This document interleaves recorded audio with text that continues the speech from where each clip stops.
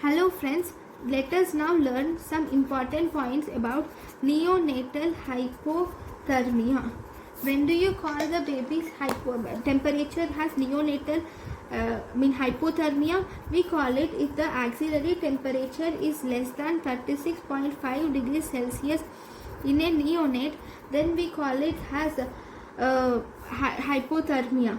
For this, recording this temperature, we should keep the temperature is kept in axilla for at least minimum of 3 minutes. Then if you see the classification of states, we call it as cold stress. What is cold stress? Cold stress is if the axillary temperature is around 36 to 36.4 degrees Celsius, we call it cold stress. What is moderate hypothermia?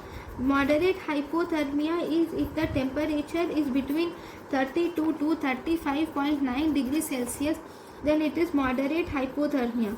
Severe hypothermia is if temperature is less than 32 degrees Celsius. So in cold stress you will see that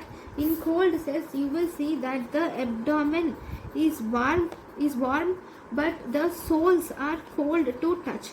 Abdomen will be warm but the soles will be cold to touch in the cold stress. Then why is hypothermia more common?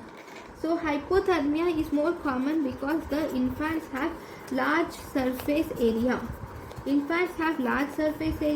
So because of the large surface area, there is maximum heat loss takes place from the head of the neonates.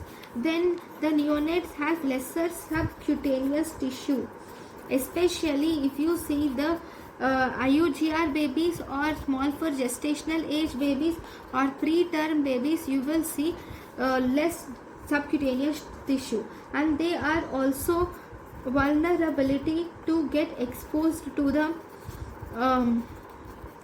low temperatures exposed. Then we have shivering is absent in the baby. Because of all these conditions, the hypothermia is common in the babies. Hypothermia is common. Now let us now learn some important points about the non-shivering thermogenesis. The infants undergo this process of non-shivering thermogenesis, where this is actually most important. It occurs mainly due to the brown fat. What is brown fat? Brown fat is lipid deposits which have richer in mitochondria. They have lots of mitochondria in them. They are adipose tissue with lots of mitochondria.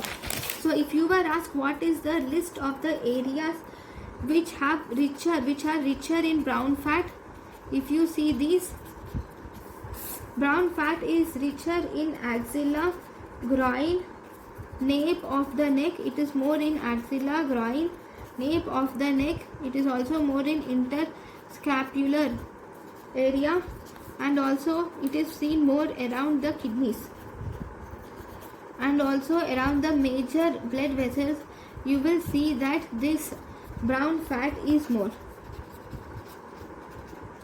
So if you see the mechanism, so in the mechanism, if the baby is exposed to cold environment, so this will stimulate the sympathetic system. Which will release the noradrenaline. This norepinephrine which is released, it will cause uncoupling of beta oxidation of the fat will occur, and as a result there will be heat generation. With beta oxidation of fat, there will be heat generation. And second, there will also be cutaneous vasoconstriction is also seen in the individuals when the babies are exposed to cold temperature. You will see that they have cutaneous vasoconstriction, and you will also see that the babies will have flexed posture, and they have higher heart rate present in the neonates. Because of higher heart rates in the neonates, this higher heart rate will produce more heat. So by these mechanisms, the infants will generate heat. So whenever the child will have hypothermia, now what are the clinical features of hypothermia? So if you see, clinical features of hypothermia include, there is acidosis, the baby will go under hypoglycemia or hypoxia. So acidosis, hypoglycemia or hypoxia will lead to multi-organ dysfunction will occur in the baby. And if you see the prevention or treatment in this, there will be warm chain should be done to prevent neonatal hypothermia. So what do you see in the warm chain? Here there will be a thermal care will be present in the delivery room, and this has a temperature of around 25 degrees Celsius. And then you will see presence of warm resuscitation will be seen, and you will also immediately, when the baby, after the baby is burned, we will first dry the baby, and then we will maintain skin to skin contact with the mother, and then we will also start early initiation of breastfeeding should be done. Early initiation of breastfeeding should be done, and also the bathing of the baby should be postponed. Bathing should also be postponed. And if you see, you should also give clothing to the baby, and you should also give bedding to the baby, and we should practice rooming in of the baby with the mother. You should always keep the mother with the baby. Then we should see warm transportation, and you should also see for training and awareness should also be provided to the mother. Now, what are the devices which can be used for providing warmth to the baby? The devices, like we have radiant warmer will be present in the delivery room, and there will be incubator will also be present in the delivery room. So if you see radiant warmer, the baby gets heated in radiant warmer by radiation, whereas baby gets heated in the incubator by convection. And if you see the heat loss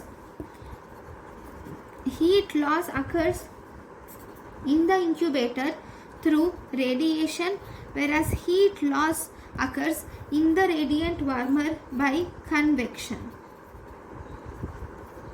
Okay, next, the next important method to prevent hypothermia is we have kangaroo mother care.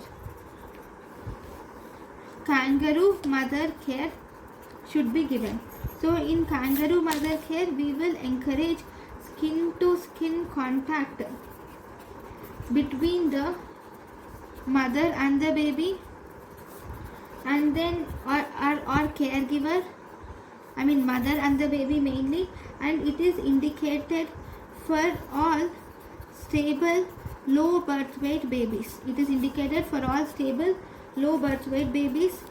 So if you see components of this kangaroo mother care include, first we should give skin to skin contact should be given. This skin to skin contact is given in the kangaroo position. Then you should start the baby with exclusive breastfeeding should be given to the baby. Exclusive breastfeeding is given to the baby, and you should also early discharge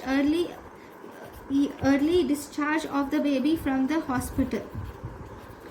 Okay, then if you see the advantages, in the advantages, the way this will have less risk of hypothermia. The risk of hypothermia decreases, and even the risk of any nosocomial infections which can occur will also decreases, and the risk of neonatal mortality will also decrease in the baby, and this will also increase the breast milk output decreases.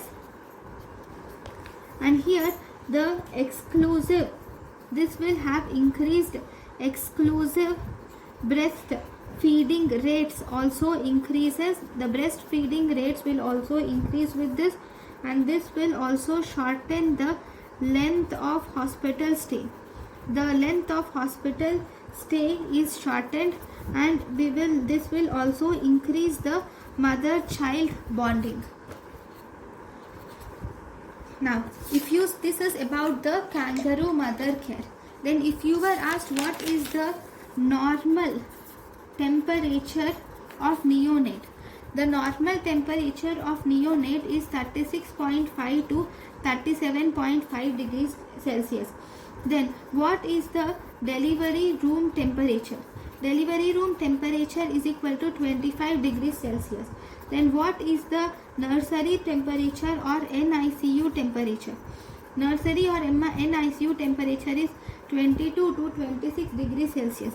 If you were asked what is the most common cause of neonatal maturity, most common cause of neonatal mortality in India, the most common cause of neonatal mortality in India is prematurity, is the most common cause of neonatal mortality. Then what is the temperature of, actually one important thing is temperature of non-asphyxiated neonates is the strong predictor. Temperature of non-asphyxiated neonates is the strong predictor of neonatal mortality